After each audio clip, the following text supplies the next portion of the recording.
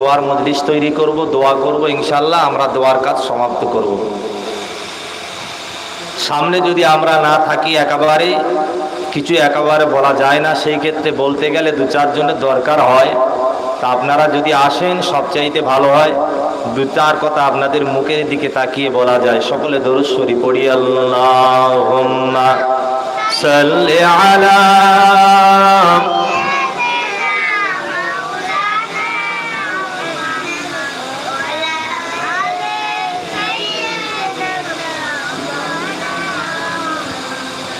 আচ্ছা মাগো বলো দেখি রাত্রি কেন কালো, আচ্ছা মাগো বলো দেখি রাত্রি কেন কালো, সূরজি মামা কোথা থেকে পেলেন এমন আলো, সূরজি মামা কোথা থেকে পেলেন এমন আলো। সারা বছর বেঙ্গলি সব চুক্তি মেরে থাকে, সারা বছর বেঙ্গলি সব চুক্তি মেরে থাকে, আর বাদল পানি পড়লে তারা মাতাল হয়ে ডাকে, আর বাদল পানি পড়লে তারা মাতাল হয়ে ডাকে। আচ্ছা মাগো বলো দেখি রাত্রি কেন কালো, আর সূরজি মামা কোথা থেকে পেলেন এমন আলো। আল্লাহুম্মা সাল্লি আলা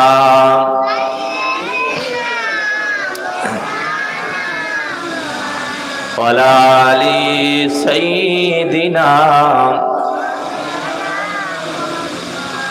বাঘের কেন বাচ্চা হয় মা 12 বছর পরে, বাঘের কেন বাচ্চা হয় মা 12 বছর পরে, সিংহ মামা রেগে গেলে কেশর কেন নাড়ে, সিংহ মামা রেগে গেলে কেশর কেন নাড়ে। আচ্ছা মাগো বলো দেখি রাত্রি কেন কালো, আর সূরজি মামা কোথা থেকে পেলেন এমন আলো। আমগুলি সব দুধগুলি সব এমন সাদা, মরিচ কেন ঝাল, দুধগুলি সব এমন সাদা, মরিচ কেন ঝাল, আর আমগুলি সব পাকলে পরে কেন হয় মা লাল, আমগুলি সব পাকলে পরে কেন হয় মা লাল।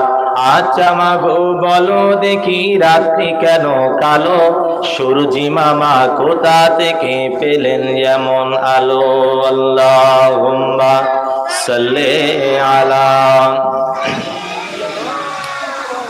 ওয়ালা আলি সাইয়্যিদিনা। গোরাবুল আরবের বিয়ে হলো না, গোরাবুল আরবের বিয়ে হলো না, বধূ সেজে আছে ওই ভোরে মদিনা, গোরাবুল আরবের বিয়ে হলো না। ওয়াজের শুরুতে আমরা যারা বসে আছি একটু উপলব্ধি করি, আল্লাহ নবী হাদিস শরীফের ভিতরে বলেছে, লা ইউমিনু আহাদুকুম হাত্তা আকুনা আহাব্বা ইলাইহি মিন ওয়ালিদিহি ওয়া ওয়ালাদিহি ওয়ান নাসি আজমাইন। এর মানে হলো, নবী বলছে তোমার বেটার চাইতে, মার চাইতে, বাপের চাইতে, জায়গার চাইতে, টাকা পয়সার চাইতে, ব্যাংক ব্যালেন্স, ওয়াল সব জিনিসের চাইতে, এবং শুধু নয় বরঞ্চ আমি রসুল তোমার নিজের জীবনের চাইতে আমাকে বেশি ভালোবাসে, তবে তুমি কামিয়াবি মুসলমান হতে পারবে। এখন এর ভিতরে যে কজন বসে আছে, আমরা যদি হাত তোলার কথা বলি যে কারা কারা আছেন একটু রসুলকে ভালোবাসেন, হাত তুলে দেখিয়ে দেন, তাহলে আমরা তো সবাই দেখিয়ে দেবো যে আমরা সবাই রসুলকে ভালোবাসি, তাই না? কিন্তু যদি বলা হয় যে রসুলকে কত ভালোবাসো, তোমার বেটার চাইতে বেশি ভালোবাসো, তা আপনারা বলবেন আমার বেটার চাইতে নবীকে বেশি ভালোবাসি। তাহলে তোমার বেটার নামে 2 তলা বিল্ডিং করেছো, 10 বিঘে জায়গা কিনেছো, এত সুন্দর পুকুর বাস্ত তৈরি করেছো, আর নবীকে যদি বেশি ভালোবাসে তাহলে নবী তার ভিতর থেকে হাফ ভাগ দাও। পারবে কি? পারবে? এইখানে তো আমরা তখন হেরে যাবো যে না, ভালোবাসি মুখে, টাকা পয়সা দিতে হবে। রসুলুল্লাহ টাকা নিয়ে কি করবে নাকি? আল্লাহর নবী তো টাকার প্রয়োজন হয় না, আর আল্লাহর তো কোনো সম্পত্তির প্রয়োজন হয় না। আল্লাহ বলেছে যে তোমার বাড়িতে একটা ফকির যাবে, আর তুমি যদি তাকে না দাও, কিয়ামতের দিনে আমি তোমাকে বলবো তোর কাছে আমি ভিক্ষা করেছিলাম, তুই হাত আমার দিয়েছিলিস? আল্লাহ বলবে। তা আমরা বলবো আল্লাহ তুমি তো সব মালিক, তুমি কি আমাদের কাছে ভিক্ষা করেছো? আল্লাহ বলে বান্দা আমি যাইনি, আমি একজনকে পাঠিয়েছিলাম, তুই কিন্তু সেই দিনে দিসনি। তার মানে আল্লাহ পাকের কি প্রয়োজন? আল্লাহর প্রয়োজন না। আল্লাহ পাকের জিনিস আল্লাহ অন্যজনের দান করে দেয়। তো ওই জন্য আল্লাহ আমাদের জাকাতকে ফরজ করেছে। ওয়াকিমুস সালাতা ওয়াতুজ যাকাত, জাকাত ফরজ। কিন্তু আল্লাহ পাক বলেছে জাকাত আমার দে, কিন্তু আল্লাহ বলে আমি তো জাকাত নিয়ে খাই না, আর আমি তো পেটেও খাই না, আমার তো বাড়ি গাড়ি বাঁধার দরকারও নেই, তো এই টাকা আমি কি করব? এটা গরিব মিসকিনদের মাঝে তোরা বাঁটাবার করা দে। জোর বলুন সুবহানাল্লাহ। তাহলে এই জন্য আমার আল্লাহ তার কিছু প্রয়োজন হয় না। তো নবী বলে আমারও কিছু প্রয়োজন হয় না, তবে আমাকে যদি ভালোবাসতে চাস অর্থর চাইতে, জীবনের চাইতে, বিবি বাচ্চার চাইতে, তাহলে আমাকে সব জায়গায় প্রাধান্য দিতে হবে। একদিকে আমরা রসুলকে কেমন ভালোবেসেছি, আর অপরদিকে সাহাবীরা রসুলকে কিরকম ভালোবেসেছে।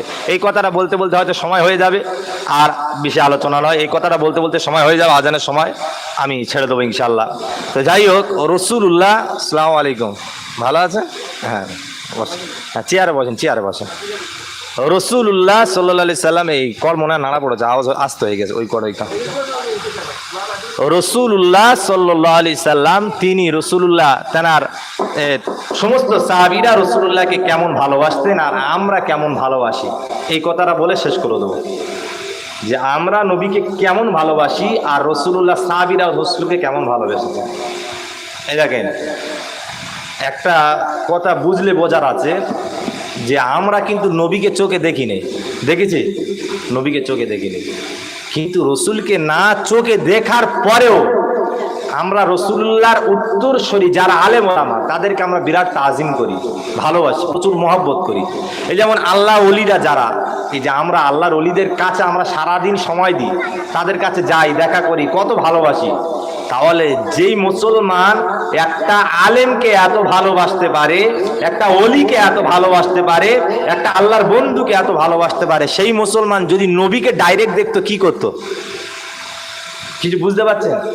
তাহলে আমার মনে হয় এই যুগের কিছু মানুষ আছে যারা আলেমকে এত ভালোবাসে, তারা যদি নবীকে ডাইরেক্ট দেখতো মনে হয় বুক ছিঁড়ে দিত, রসুল্লাহকে দেখানোর জন্য ভালোবাসা। কিন্তু আমরা রসুল্লাহকে দেখতে পাইনি। আমরা নবীর পর থেকে 1500 বছর পরে জন্ম নিয়েছি।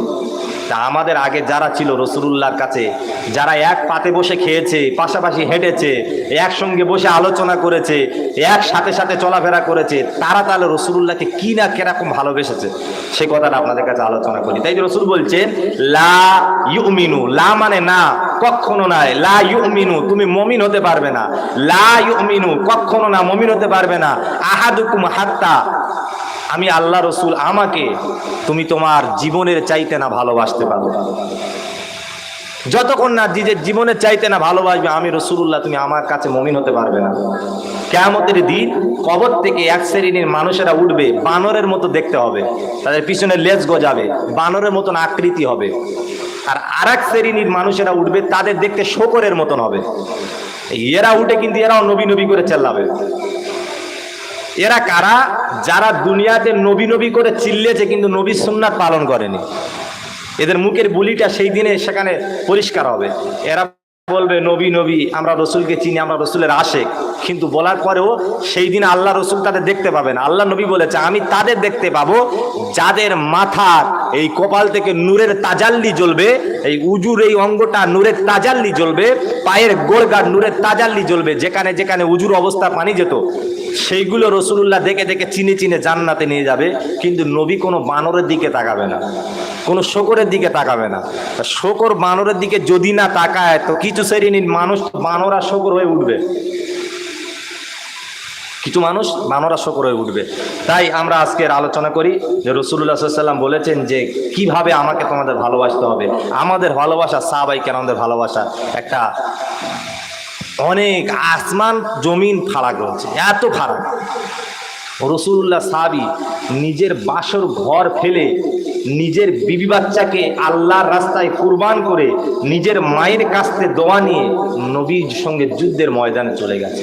একজন বাচ্চা 7 বছর বয়স, আর একজন 5 বছর বয়স। হাদিস আমরা শুনেছি, এই দুইটা বাচ্চাকে একটা মা নিয়ে গেছে রসুলের কাছে, এ বলছে ইয়া রাসূলুল্লাহ, আপনি যুদ্ধে যাবে শুনেছি, আমার একটা 5 বছরের বয়সের বাচ্চা আর 7 বছরের বাচ্চাটাকে তোমার কাছে দিয়ে দিলাম, তুমি যুদ্ধে নিয়ে চলে যাও। রসুল দেখে একটু মুচকি হাসলেন, যে বলছে ওরে মা, এই যে বাচ্চা, একে যুদ্ধে নিয়ে গিয়ে আমরা কি করব? এ তো নিজে হাঁটতে পারে না, একে কোলে করে নিয়ে যেতে হবে। তো মা বলে ইয়া রাসূলুল্লাহ, হুজুর আপনি যুদ্ধের ময়দানে সব সাহাবীগুলোকে ডেকে নিয়ে যাচ্ছেন, আমার কলজে ছিঁড়ে যাচ্ছে। আমি মেয়ে মানুষ, যুদ্ধ তো আমার জন্য জায়েজ নাই যে লোকেদের সাথে যুদ্ধ করব। আড়াল থেকে যুদ্ধ করা যায়, কিন্তু আমার কোনো বেটা বড় নেই যে আপনার সঙ্গে পাঠাবো। তো ইয়া রাসূলুল্লাহ, আমার এই ছোট্ট ছোট্ট মাসুম বাচ্চাকে আমি আল্লাহ রাস্তায় কুরবান করে দিলাম, বলি সুবহানাল্লাহ। এরা যদি মারা যায় যাক, শহীদ হয়ে যাবে যাক, এদেরকে জবাই করে দেবে দিক, অসুবিধা নেই, কুরবানি করে দেবে দিক, অসুবিধা নেই। এরা যেন যায়, আর কিয়ামতের দিনে আমি যেন বলতে পারি আমি শহীদের মা, আমি আমার রসুলকে ভালোবেসে দিনের জন্য আমার দুটো বাচ্চাকে কুরবানি করে দিয়েছি, এটা যেন আমি বলতে পারি। নবী বলেছিলেন যে মা, তোমার মনের ভিতরে যে আশা, এই আশা আমি বুঝতে পেরেছি, তবে তোমার ছেলেকে তুমি লালিত করো, এরাই হবে একদিন ইসলামের জাগরণ, ইসলামটাকে আলোকিত করতে এদের অবদান বিরাট হয়ে যাবে। আমরা হাদিস অনেকবার শুনেছি। যাই হোক, মোটামুটি রসুলুল্লাহকে ভালোবাসার জন্য সাহাবীরা কি করেছিলেন, আল্লাহ রসুলের একটা সাহাবী ছিলেন, নাম হলো গোরাব। দেখতে কেমন ছিল? দেখতে ছিল মদিনার সবচাইতে কালো, আফ্রিকার মানুষ। আমরা নাম শুনেছি একজন সাহাবী হযরতে বেলাল। বেলাল হলো সে সবচাইতে কালো, দেখতে খারাপ, কিন্তু গোরাব হচ্ছে বেলালের চাইতে আরো খারাপ। আকৃতি দেখতে, ঠোঁটগুলো মোটা মোটা, চোখগুলো বড় বড়, ভুঁড়ি খুব চওড়া, গায়ে কাঁটা কাঁটা পশম, আর মুখের কোনো কাটিং নেই, বাদন নেই, দেখতে যেন একটা দানব মানুষের মতন, একদম বিরাট চেহারা। তা হুজুর আমার রাসূলুল্লাহর হাতে হাত রেখে ইমানের কালেমা পড়েছিলেন। নবীকে কত ভালোবাসে দেখেন। এই কালেমা পড়ার পর থেকে 16 বছর বয়স থেকে নিয়ে আর 25 বছর বয়স পর্যন্ত গোরাব বিয়ের জন্য পাগলা হয়ে গেছে। কিসের জন্য? বিয়ে করবে। আল্লাহ পাকের রসুল বলেছেন, আর নিকাহু মিন সুন্নতি ফামান রাগিবা আন সুন্নতি ফালাইসা মিন্নি। যে ব্যক্তি বিয়ে করে না সে আমার উম্মত নয়। যৌবন থাকার পরেও বিয়ে করে না সে আমার উম্মত নয়। তা সাহাবী বললেন, ইয়া রাসূলুল্লাহ, হুজুর আমার তো যৌবন আছে। গোরাব বলছে, আমার যৌবন আছে, আমার তো বিয়ে করা লাগবে। বিয়ে করলে আমি অন্য মহিলার থেকে আমার নজরটাকে হেফাজত করতে পারবো। তো হুজুর বললেন, ঠিক আছে তুমি বিয়ে করো। তা গোরাবুল আরব 16 বছর থেকে আর 25-30 বছর বয়স হয়ে যাচ্ছে, তবু বিয়ে হচ্ছে না। কেন? যার কাছে যায় সে বলে তোর দেখতেই খারাপ, কালো, গরিব, ভিখারি, তোর কোনো জায়গা নেই, অর্থ নেই, বাপ নেই, মা নেই, বংশের পরিচয় নেই, দেখতে আবার খারাপ, তোর সঙ্গে আমার মেয়ের বিয়ে দেবো। গোরাবুল আরব বিরাট আফসোসের সঙ্গে একদিন রাসূলুল্লাহর দরবারে গেলেন। একদিন রাসূলুল্লাহর দরবারে কি বলছে, ইয়া রাসূলুল্লাহ, হুজুর আমার কি বিয়ে হবে না? নবী বললেন, গোরাব কেন তোমার বিয়ে হবে না? সব তো জোড়া জোড়া। আল্লাহ পাক বলেছে, ওয়াখালাকনাকুম আজওয়াজা, সূরা নাবার ভিতরে, ওয়াখালাকনাকুম আজওয়াজা, প্রতিটা জিনিস আমি জোড়া জোড়া পাঠিয়েছি, তাহলে তোমার কেন বিয়ে হবে না? নিশ্চয়ই বিয়ে হবে।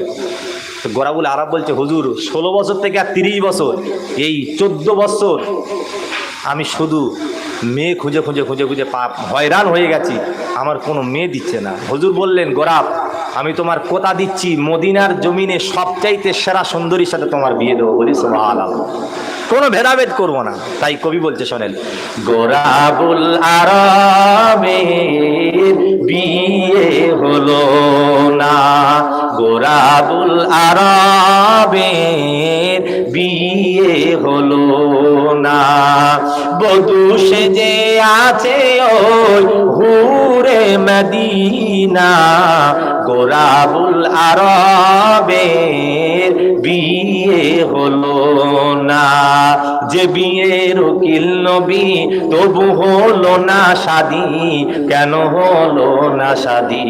শোনো রে, গোরাবুল আরব ছিল মদিনার শ্রেষ্ঠ কালো, তাকে দেখে কেউ কখনই বাসেনি তো একটু ভালো। তারপর শাদি কেউ হয় না রাজি, বিয়ে হবে কেমন করে, গোরাবুল আরবের বিয়ে হলো না। নবী বলে শোনো গোরাব, চিন্তা তুমি আর করো না, পৃথিবীতে ফর্সা কালো আর কোনো ভেদাভেদ রবে না। তোমার হবে বিবি শ্রেষ্ঠ সুন্দরী, যার নাম হুরে মদিনা। সুবহানাল্লাহ। গোরাবুল আরবের বিয়ে হলো না। আল্লাহ নবী গোরাবকে ডেকে বলছে, এই এসো, তোমাকে হুরে মদিনার সাথে বেঁধবো। এই গোরাব রাসূলুল্লাহর কাছে গেলেন। আল্লাহ নবী একটা ছোট্ট একটা কাগজে, অনেকজন বলে না যে নবী লেখা পড়া জানে না, উম্মি ছিলেন, অনেকজন বলে, নবী একটা ছোট্ট কাগজে আল্লাহ রসুল লিখে দিয়েছিলেন যে আমি আব্দুল্লাহর বেটা মোহাম্মদ, আমি আব্দুল্লাহর বেটা মোহাম্মদ, এই চিঠিটা লিখলাম, এই যে ছেলেটা এর নাম হচ্ছে গোরাব, এই গোরাবের সঙ্গে তোমার মেয়ের বিয়ে দাও। এইরকম একটা চিঠি লিখে গোরাবের হাতে ধরিয়ে দিয়ে বললেন, গোরাব, ওই দূরে মদিনার শেষ সীমানায় একজন বাড়ি আছে, অনেক রাজধনী সে ব্যক্তিটা, রাজবাড়ি, অনেক ধনী মানুষ, ওর একটা কন্যা আছে খুব সুন্দর দেখতে, ওর হাতে গিয়ে চিঠিটা ধরিয়ে দেবে, দিয়ে তুমি দাঁড়িয়ে থাকবে, তোমার কিচ্ছু বলার দরকার নাই। চিঠি তো সব লিখে দিয়েছে। গোরাবুল আরব চিঠিটা নিয়ে মনের আনন্দেতে তিনি জানে এবার রাসূলুল্লাহ উকিল হয়েছে, মানে আমার শিওর বিয়ে হবে। তিনি চিঠিটা নিয়ে হাতে করে নিয়ে হাঁটতে হাঁটতে হাঁটতে হাঁটতে তাদের বাড়ি পৌঁছে গেলেন। গিয়ে টুকটুক টুকটুক করে আওয়াজ দিচ্ছে। যেই দরওয়াজা খুলেছেন, হুরে মদিনার বাপ, খুব লম্বা চওড়া, দেখতে খুব সুপুরুষ, সামনে দাঁড়িয়েছে কে? গোরাবুল আরবে দেখতে খুব খারাপ, খুব কুৎসিত, খুব মানে অরুচি, মানে মানুষ তার দিকে তাকাতে পারে না, এত দেখতে খারাপ, কিন্তু তার মন ছিল কত ভালো দেখেন। এবার গোরাবুল আরবের চিঠিটা এবারে হুরে মদিনার বাপের কাছে ধরিয়ে দিলে। বাপ চিঠিটা পড়ছে আর দেখছে যে আমি আব্দুল্লাহর বেটা মোহাম্মদ, আমি এই জামানার নবী, তোমার কাছে এই যে ছেলেটাকে পাঠিয়েছি, একে তুমি জামাই করে নাও। এখন আপনাদের কি বলে মনে হবে যে রাসূলুল্লাহ উকিল করে পাঠিয়েছে, ওই যে ব্যক্তিটা জামাই করবে?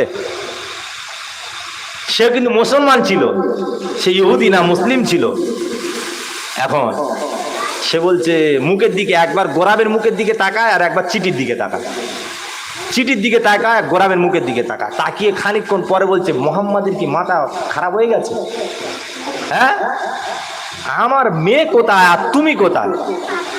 সে এই জামানার শ্রেষ্ঠ সুন্দরী আর তুমি এই জামানার শ্রেষ্ঠ কুৎসিত, তোমার সাথে আমার মেয়ের বিয়ে? মোহাম্মদ এটা মানায় কি করে? যে যেমন তার সাথে তেমন দিতে হবে, এইরকম একটা উদাহরণ দিয়ে বলছে। এইবারে বলছে, দেখো গোরাব, তুমি ফিরে যাও, এই চিঠিটা নিয়ে মোহাম্মদের কাছে দিয়ে বলো যে তোমার প্রস্তাবে সে প্রত্যাখ্যান করেছে, সে রাজি হচ্ছে না, তুমি ফিরে চলে যাও। এবার গোরাবুল আরবের মুখের দিকে বলার পরে গোরাবুল আরব ওইখানে দাঁড়িয়ে দাঁড়িয়ে অঝর নয়নে ঝরঝর ঝরঝর করে কান্না শুরু করেছে। যেহেতু তিনি একজন সাহাবী, ইমানিওয়ালা সাহাবী, তেনার সামনে দাঁড়িয়ে দাঁড়িয়ে যদি কেউ অপমান করে, আমার সামনে দাঁড়িয়ে যদি কেউ আজকের আমার রূপ নিয়ে অপমান করে, আমার শিক্ষা নিয়ে অপমান করে, আমার ক্যারেক্টার নিয়ে অপমান করে, আমার তো কষ্ট লাগবে। সেই ক্ষেত্রে গোরাবুল আরব দাঁড়িয়ে দাঁড়িয়ে অঝর নয়নে কান্না শুরু করলেন যে আল্লাহ, তুমি তৈরি করলে আমাকে, এত খারাপ তৈরি করলে যে কোনো ব্যক্তি আমাকে কবুল করছে না, রাসূলুল্লাহ উকিল পর্যন্ত হয়েছে, তার প্রস্তাবকে প্রত্যাখ্যান করা হচ্ছে। গোরাবুল আরব কাঁদতে কাঁদতে তিনি সবে ব্যাগ ঘুরেছে, ঘরের ভিতর থেকে নরম আওয়াজ, মিষ্টি আওয়াজে একটা মহিলা ডেকে বলছে, আব্বাজান খবরদার, গোরাবুল আরবকে ফেরাবে না। জোরে বলুন সুবহানাল্লাহ। ওই যে মিষ্টি আওয়াজ, মিষ্টি আওয়াজটা অন্য কেউ নয়, ওটা হলো হুরে মদিনা। সামনে এলেন, আব্বাকে বললেন, আব্বা বিয়ে করব আমি, বউ হব আমি, আর আপনার পছন্দ অপছন্দের ব্যাপার কি যায়? আব্বা তুমি কি জানো যে ছেলে আমার কাছে আজকের এসেছে, আমার চোখ দিয়ে আমি ওর দিকে তাকিয়ে দেখছি যে এর চাইতে ভালো ছেলে আমার নসিবে আর হবে না। জোরে বলুন সুবহানাল্লাহ। আল্লাহ কার রুচি কোথায় কেমন করে দেয়। একজন বিরিয়ানি খেতে ভালোবাসে, আর একজন সাদা ভাত, আর একজন তরকারি খেতে ভালোবাসে, আর একজন বেশি ডাল খেতে ভালোবাসে। সবার রুচি সমান হয় না। তো এবার গোরাবুল আরবের দেখে হুরে মদিনা পাগল হয়ে গেলেন যে এই ছেলের সঙ্গে আমার যদি না বিয়ে হয়, আমি আর এই জামানায় বিয়ে করবো না। হুরে মদিনার বাপ বলছে, মা তুই একবার ভাবনা চিন্তা করে বল, এই যে ছেলেটা তুই পছন্দ করতে পারলি, তোর বাপ আমি তোর চাইবো ভালো জায়গায় বিয়ে দিই। এর কোনো বাপের ঠিক নেই, মার ঠিক নেই, কোথায় বাড়ি, কোথায় জন্ম নিয়েছে কিচ্ছু জানা নাই, আর তার সঙ্গে তুই বিয়ে করবি? এইবারে হুরে মদিনা বলছে, যেটায় বাড়ি হোক এ তো ইমানই ওয়ালা, যেটায় বাড়ি হোক এ তো রসুলের সাহাবী, যেটায় বাড়ি হোক এ তো অন্য কেউ নয়, একজন আল্লাহ পাকের, আল্লাহ তাআলার একজন খুব কাছের পবিত্র প্রিয় বান্দা। এইবারে বিয়ের প্রস্তাবে রাজি হয়ে গেল। রসুলুল্লাহর কাছে গোরাবুল আরাম হাসতে হাসতে আসলেন, আসসালামু আলাইকা রসুলাল্লাহ, আমার বিয়েতে রাজি হয়ে গেছে, আপনার প্রস্তাব প্রত্যাখ্যান করেননি, কবুল করে নিয়েছে। সব ঘটনা খুলে বলল। আল্লাহ নবী উসমানে সাহাবীকে ডাকলেন, না কিছু ধনী সাহাবীদের ডাকলেন, ডেকে বলছে না এই টাকাটা নিয়ে গোরাবের হাতে ধরিয়ে দিলেন, তুমি মদিনার মিনা বাজার, হাজি সাহেব গিয়েছিলেন মনে হয় মিনা বাজারে, ওখানে যারা হজ করতে যায় ওখানে বকরাইদের জন্য ওইখান থেকে গরু দুম্বা কিনতে পাওয়া যায়, ওখানে দুম্বা, উট, ছাগল অনেক কিছু কিনতে পাওয়া যায়, ওটা মিনা বাজার। আগে নাম ছিল মিনা বাজার, এখন কি নাম হয়েছে জানিনি। ওইখান থেকে সব ক্রয় করে নিয়ে হাজিরা কুরবানি করে। তো মিনা বাজারটা ছিল একটা বাজার, সেইখানে পাঠিয়ে দিল, যাও তুমি চলে যাও মদিনার মিনা বাজারে, গিয়ে তুমি তোমার বিয়ের সাজ পোশাক কিনে এনো, শেরওয়ানি, মাথার টুপি, গায়ের আতর, পাগড়ি, সুরমা সব কিনে নিয়ে চলে আসো, আগামীকাল রাত্রেবেলা তোমার বিয়ে হবে। এই বিয়ের জন্য টাকা পয়সা দিলেন। গোরাবুল আরব মদিনার মিনা বাজারে হাসতে হাসতে চলে গেলেন। বিয়ের বাজার করতে গেল মদিনার মিনা বাজারে, হঠাৎ করে যুদ্ধের ঘন্টা বেজে ওঠে তার ওই কানে, সেরেকে বাজার কিনে তলোয়ার চলে জিহাদের ময়দানে। আর একটু জোরে হবে না সুবহানাল্লাহ? গোরাবুল আরবের বিয়ে হলো না, গোরাবুল আরবের বিয়ে হলো না। গোরাবুল আরব মদিনার মিনা বাজারে চলে গেলেন একটা মাল ক্রয় করতে, গিয়ে দামামা বেজে গেছে, যুদ্ধের দামামা।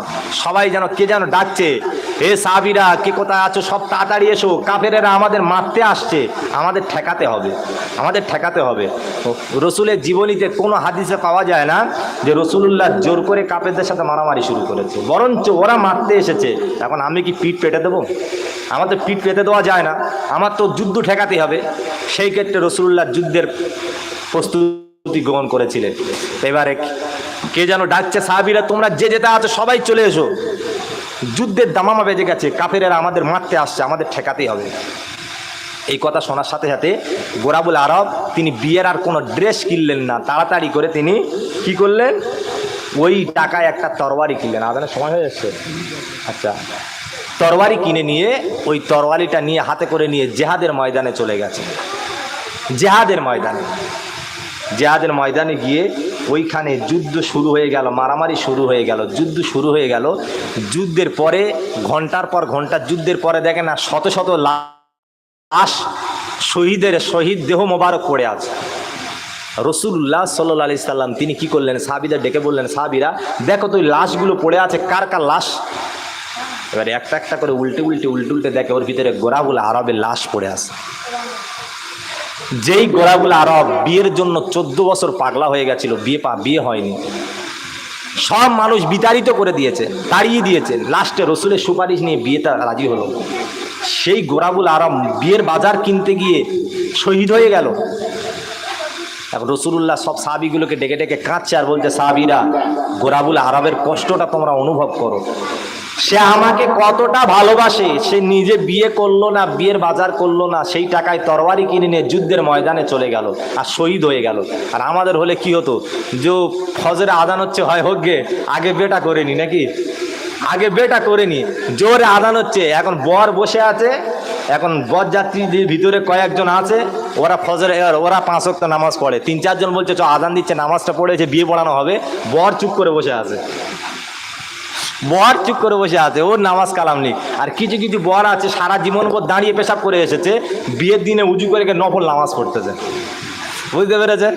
বিয়ের দিন উজু করছে, নফল নামাজ পড়ছে 2 রাকাত, যাতে ভালো বউটা হয়, বউটা যাতে ভালো হয়। তো যাই হোক, এইবার গোরাবুল আরব যখন শহীদ হয়ে গেছে, রাসূলুল্লাহ তার লাশখানা নিয়ে সামনে দাঁড় করিয়ে রেখে দিয়েছে। আজানটা হয়ে যাক, গেলে আমি আপনাদের কাছে এই কথাটা খুলে আপনাদের কাছে বলে শেষ করে দেবো, তারপরে দেওয়া হবে ইনশাআল্লাহ। আজানটা হয়ে যাক।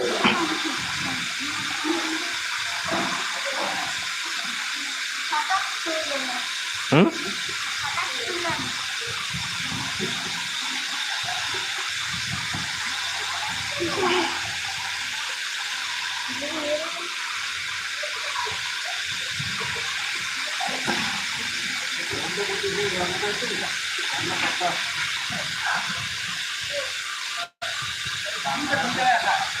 না আমার চোখে ধোঁয়া লাগবে।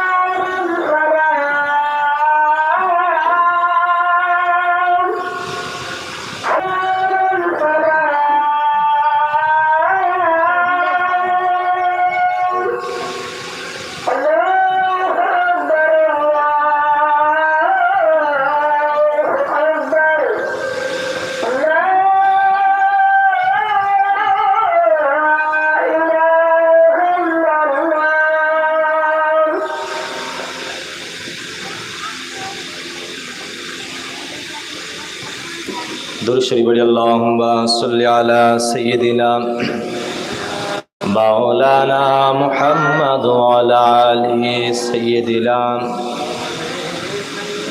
কোয়ার্টার নাড়া দেয়, কোয়ার্টার পিছনে, কোয়ার্টার নাড়া দেয়। তো যে কথা বলছিলাম, গোরাবুল আরবের এই পিছনে কোয়ার্টার, এই পিছনে কোয়ার্টার, হ্যাঁ এটা না, সেই ধারেরটা, হ্যাঁ নাড়া দিতে না। গোরাবুল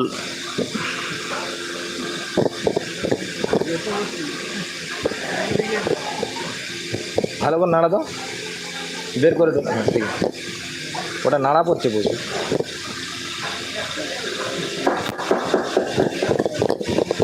খুব দেরি হবে, মুখেতে দে, বের করে। ঠিক আছে।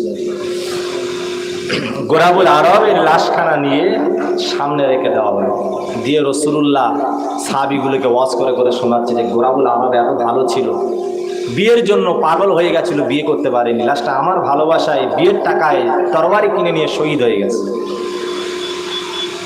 ইতিমধ্যে ওইদিকে কিন্তু হুরে মদিনা বউ সেজে বসে আছে যে আমার স্বামী আজ আমাকে বিয়ে করে নিয়ে যাবে, এরকম সেজে বসে আছে।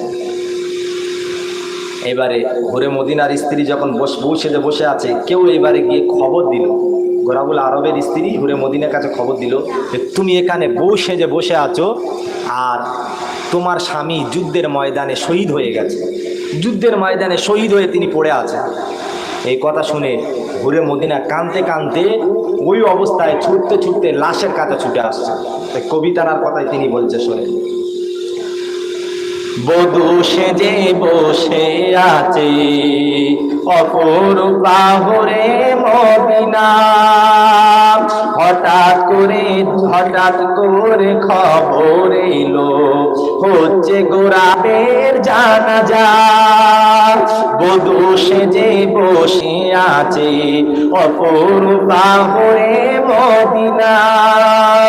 হঠাৎ করে খবর এলো হচ্ছে গোরাবের জানাজা।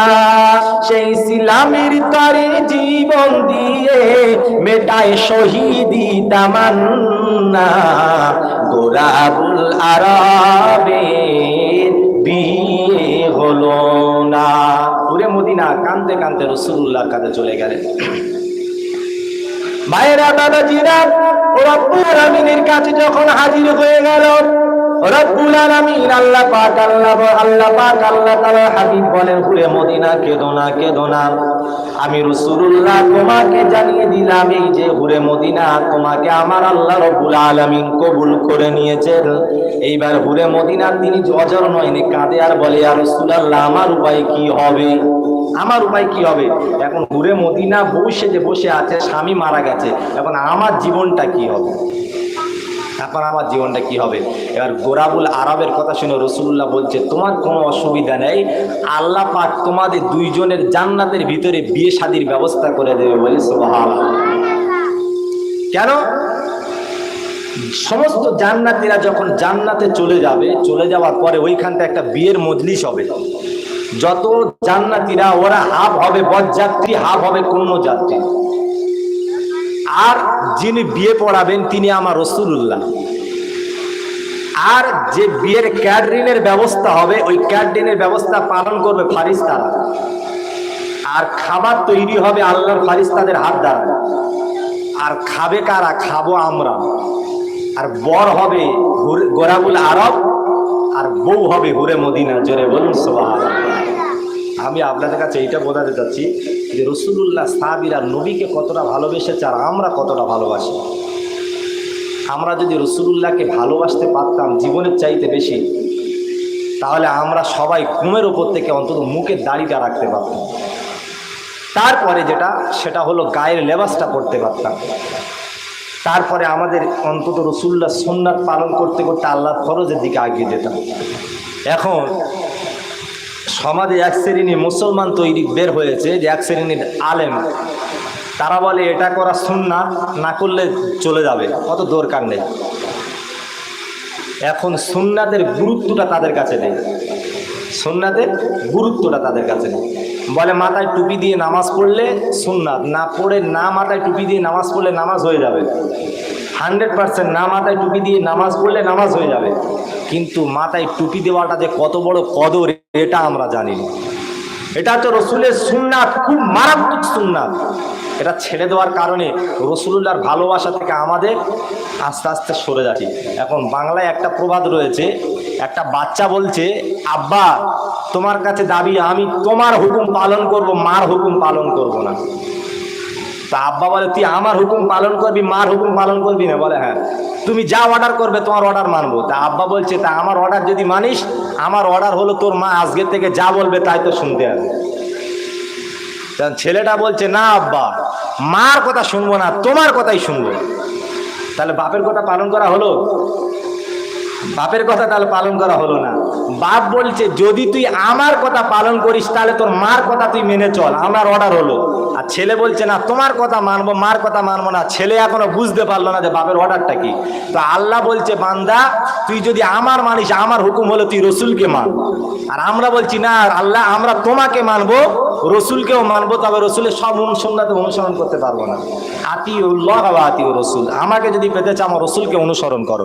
আর এই ওলামায়ে কেরামরা বলে মাথায় টুপি দিয়ে না নামাজ পড়লে নামাজ হয়ে যাবে, তার মানে আম মানুষ বুঝে যাবে যে টুপির কোনো গুরুত্ব নেই।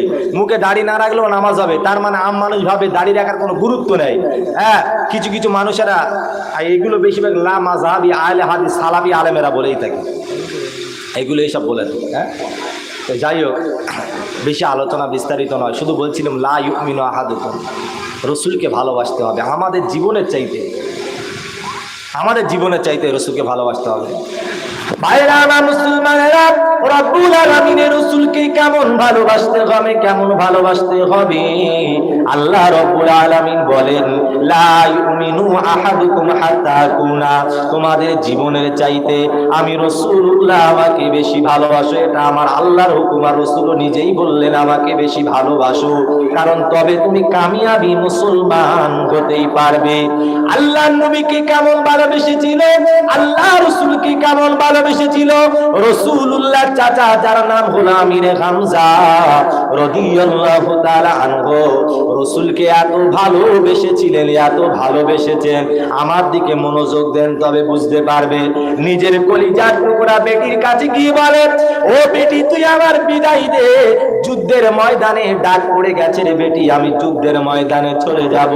বেটি ঝরঝর করে নয়ন জোড়া চোখের পানি ফেলে কাঁদে, আর আব্বার দুই গালে চুমো দেয়, বলে আব্বা তুমি যদি যুদ্ধের ময়দানে গিয়ে মরে যাও আমাদের উপায় কি হবে।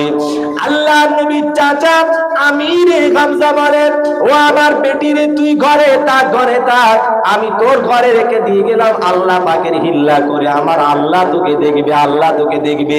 বিবির কাছে গিয়ে বললেন, বিবি তুমি আমাকে ক্ষমা করে দাও, তোমার কাছে যা করেছি তুমি আমাকে অর্ডার দিয়ে দাও, অর্ডার দিয়ে দাও, যুদ্ধের ময়দানে যাব। রাসূলুল্লাহ ডেকেছে, আমার ভাতিজা ডেকেছে। স্ত্রী স্বামীকে জড়িয়ে ধরে কাঁদে, ও আমার স্বামী কোথায় তুমি যুদ্ধের ময়দানে যাবে, যুদ্ধের ময়দানে যাবে, যুদ্ধের ময়দানে যাবে। যুদ্ধের ময়দানে যারা যায় ওরা আর খালি হাতে ফিরে আসে না, আসে না, আসে না। ওরা যুদ্ধের ময়দানেতে শহীদ হয়ে, গাজী হয়ে কেউ আসে, কেউ আবার শহীদ হয়ে আসে। এইবার আমির হামজা স্ত্রীকে বলে, স্ত্রী তুমি আমাকে যুদ্ধের ময়দানে যেতে দাও, ওই যুদ্ধের ময়দানে যাব, আর আমি রাসূলুল্লাহর সৈনিক হয়ে কাফেরদের সঙ্গে যুদ্ধ করব।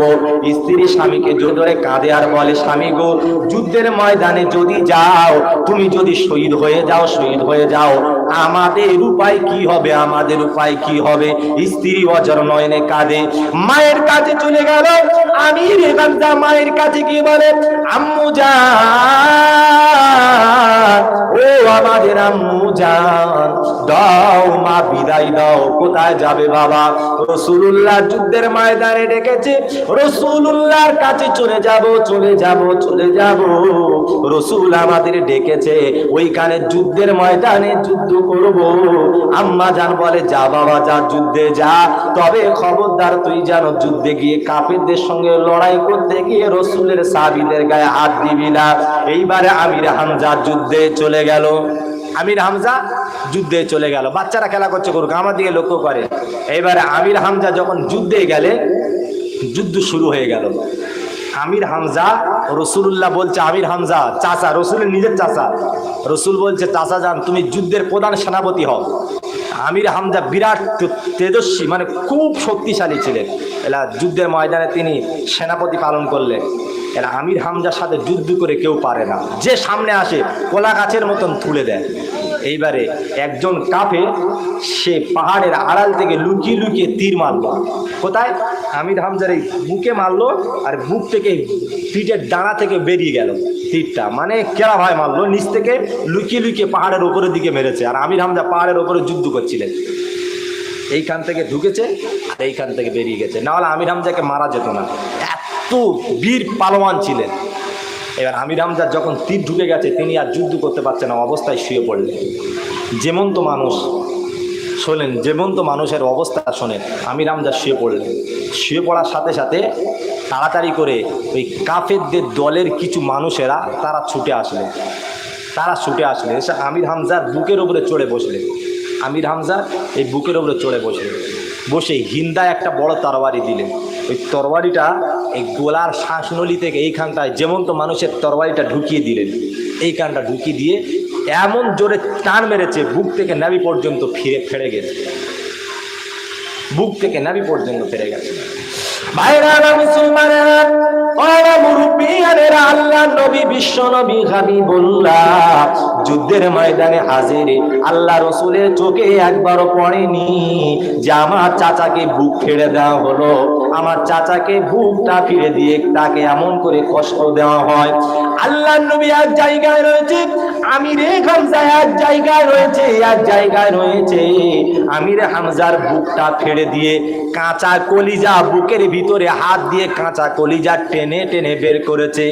এইবারে কাঁচা কলিজা টেনে টেনে বের করার পরে ওই কাঁচা কলিজাটা মুখ দিয়ে দাঁত দিয়ে কাঁচা কলিজা কাফের হিন্দা নামে মহিলা চিবাতে শুরু করলেন।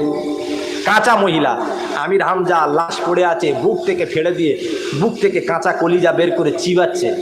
পাশে একটা বড় মদের বোতল নিলেন, মদের বোতল নিয়ে মদ ঢক ঢক করে খায় আর কাঁচা কলিজা চিবিয়ে চিবিয়ে খায়। এটাকে আমাদের সমাজে কিছু কিছু মদ খোর আছে, এ আপনাদের গ্রামেও আছে, হয়তো তাদের কানে যাচ্ছে। এরা মদ খায়, দেখবে আপনার এই চিকেন মুরগির লেগ পিস কিনে নিয়ে যায়, তাই না? গোশ কিনে নিয়ে গোশ প্রসাদ দিয়ে মদ খায়।